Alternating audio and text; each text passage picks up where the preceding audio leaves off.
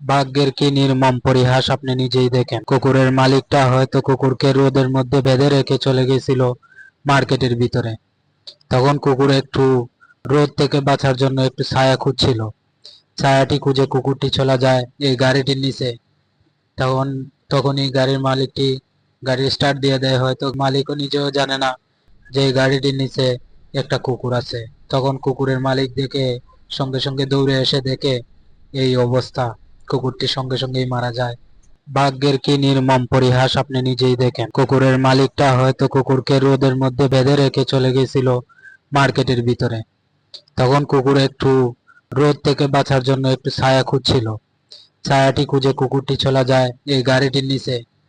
তখন তখনই গাড়ির মালিকটি গাড়ি স্টার্ট দিয়ে দেয়, হয়তো মালিকও নিজেও জানে না যে এই গাড়িটির নিচে একটা কুকুর আছে। তখন কুকুরের মালিক দেখে সঙ্গে সঙ্গে দৌড়ে এসে দেখে